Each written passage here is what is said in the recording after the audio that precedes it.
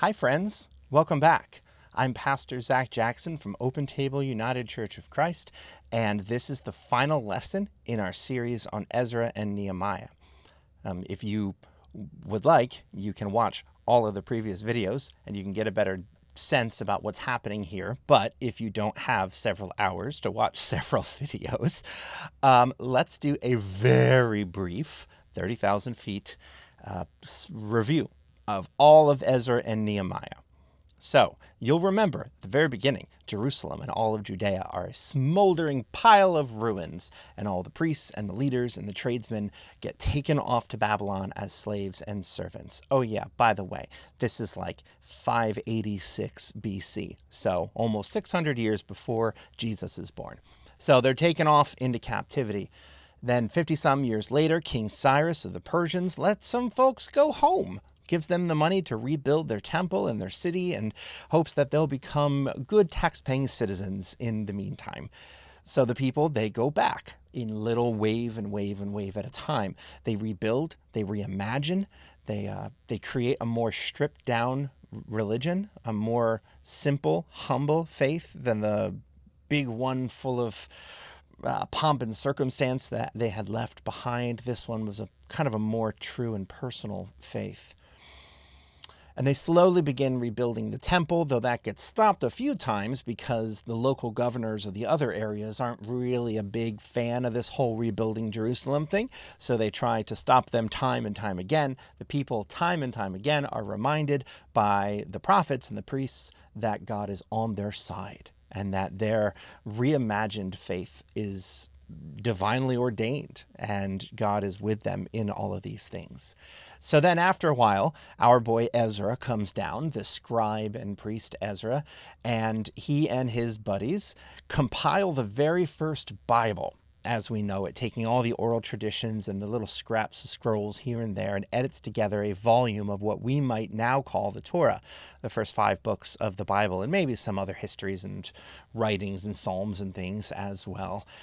And for the first time, Judaism as a religion is born. And it's not just something that you practice, but now it's something with a set corpus of beliefs and a holy text, which, by the way, I don't know if I mentioned this before, nobody else did.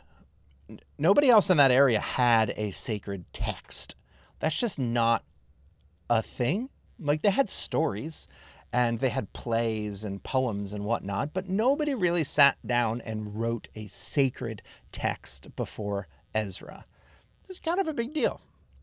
So Ezra demands that the people learn from their parents' mistakes and they set themselves apart from their neighbors and their ways, and they do, and things are fine. So this is about 100 years after folks started coming home, after they'd been slowly rebuilding things. Our boy Nehemiah shows up. Nehemiah was the cupbearer to the king, right? And he takes things up a notch. If Ezra was here for the religion, Nehemiah is here for the city, the infrastructure, and the polity of the whole thing. So amidst more pushback from his foes, Nehemiah organizes workers and they rebuild and reconstruct the walls and the gates of the city of Jerusalem. Folks try to stop him. Somebody named Tobiah the Ammonite tries real hard to stop him. He'll come up again today. But they are unsuccessful, and the people rebuild the wall in 52 days. Then they celebrate feasts and holidays that hadn't been celebrated since the days of King David. We read last week that the culmination of all of that work was taking this word of holy scripture that had just been compiled and reading it for all to hear. And the people wept because they realized how much they hadn't done. But the Levites and the priests, they told people, no, this is cause for celebration. This is good news. We are a newly reformed people, and we're going to get it right this time. So they made this big communal covenant together, which was literally in writing, and they all signed their names on it, like the Declaration of Independence. And you might remember the basic tenets of that covenant were that they would not give their daughters in marriage to outsiders. They would do no business on the Sabbath. They would take care of the temple, provide financially for all who all who worship and sacrifice there. So, there'd always be kind of professional priests offering sacrifices all year round, and that they would give sacrifices of their first and best produce and livestock as a way of thanking God for their provisions and trusting that God was going to continue to give them what they needed as the season progressed. So I'm actually going to skip the next two chapters, chapters 11 and 12, because it's a lot of names and it's a lot of descriptions about all the families involved in the dedication of Jerusalem, the dedication of its walls, its temple, its things that are in the temple, all that good stuff. We're not going to worry too much about them, though honestly, there is a lot of really cool nuggets hidden in there. So if you want to read them on your own, you probably will get something from it. There's a lot of meat left on that bone. Maybe we'll come back to it another day. But today, I want to wrap up our time together by jumping to the final chapter, chapter 13. Okay. Because after all that fanfare, after all the infrastructure and the rededication and the covenants that are signed by people, Nehemiah went back to his old job as the king's cupbearer, King Artaxerxes, all the way up in the Persian Empire. And at some point, in the next couple of years, we're not exactly sure how many. Scholars think anywhere between 1.5 and 15 years. So that's pretty big gap. Word had reached Nehemiah that the people had literally broken every single covenant that they had made with God. Like, it almost seems intentional. If it weren't such an egregious sin against God, it would almost be impressive by how thoroughly they could disregard all of the promises they had just made a few years earlier. Like, for example, they said they would not give their daughters to marriage to outsiders, but they definitely had. And the priests, the people who should know better, they were the worst offenders.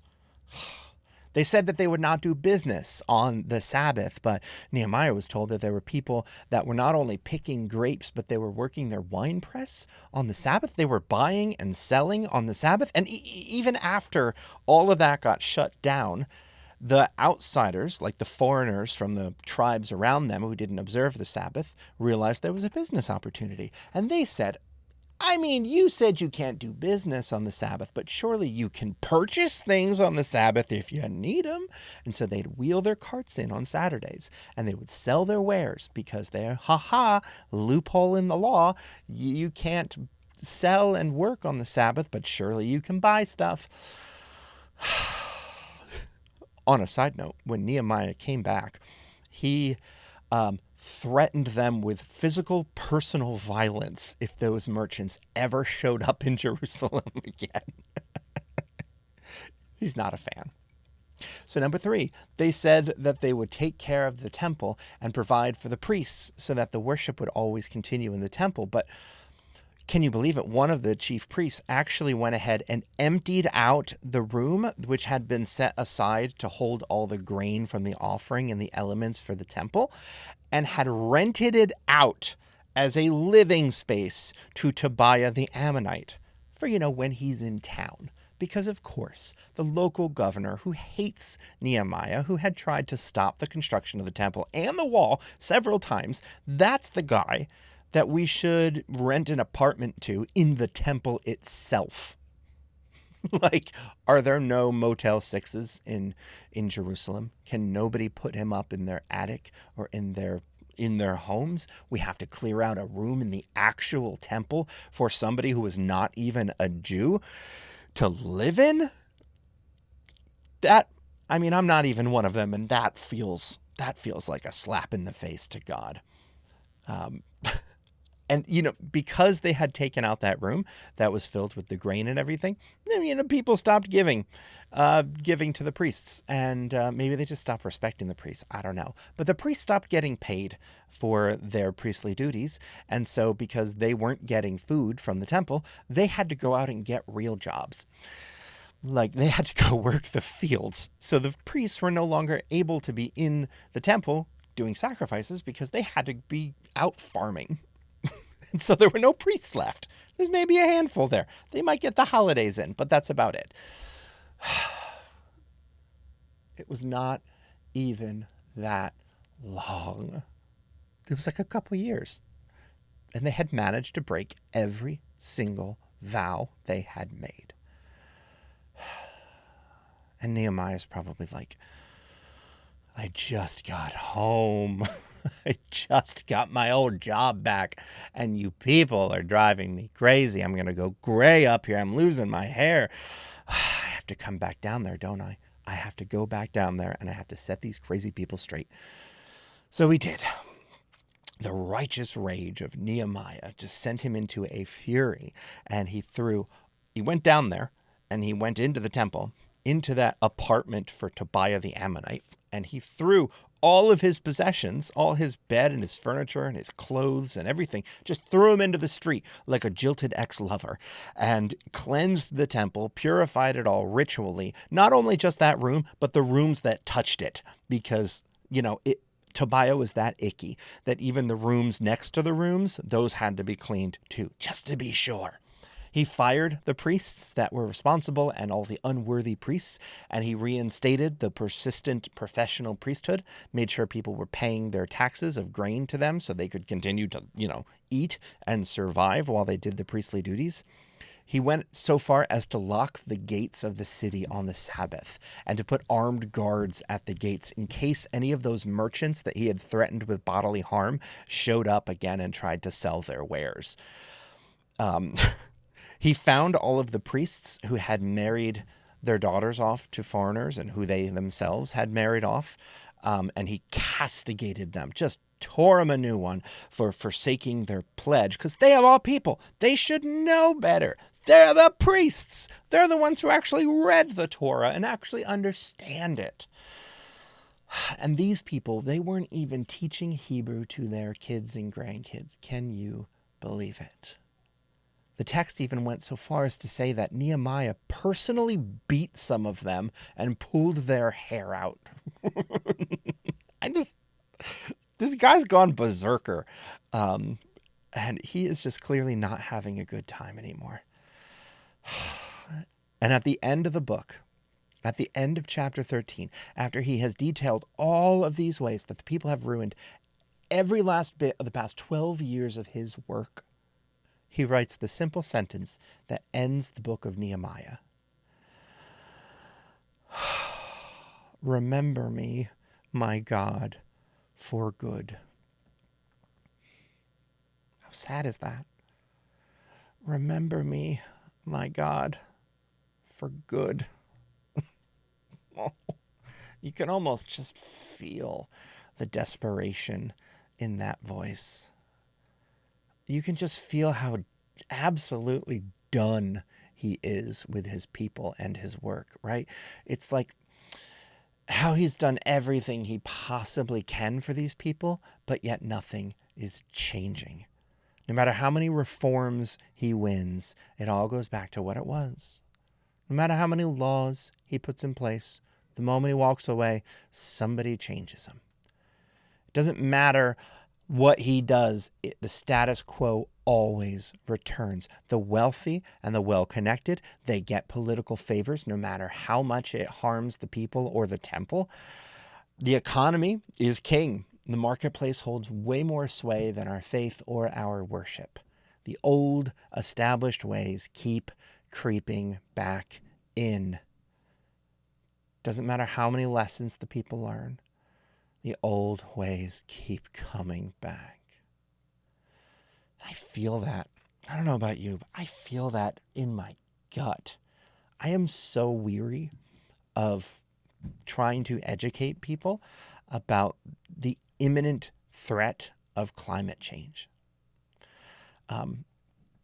Because it seems like every time we get some kind of a win after we've worked so hard to push our politicians to make good decisions and just to get like incremental little steps in the right direction, knowing that we need sweeping reforms if we're going to stand a chance, but even getting incremental wins and trying to be happy with it. But the moment that there's an economic downturn in the world, even your most progressive senator is calling for more drilling for oil.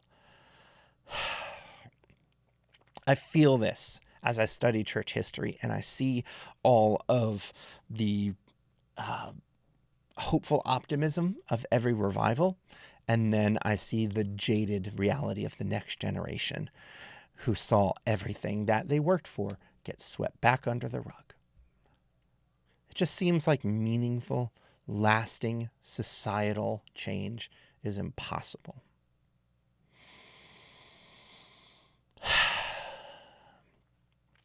It's hard to do in the moment, I think. But we must always anticipate that the old systems will reassert themselves. That winning these victories is only the first step. That we have to follow these victories up with systemic change, with a nearly constant readjustment and checking up on things. Think of Paul as an example. Paul went from city to city. He preached the gospel. He planted new churches. He created new faith communities, new expressions of God's love and faith. And he taught them for years. He raised up leaders, and then he went away and then spent the next couple of years responding to letters, correcting the ways that they had messed things up, the ways that they had failed to live into the new paradigms that they claimed they wanted to live into. And we do not win these battles for justice once, but we win them over and over and over and over again.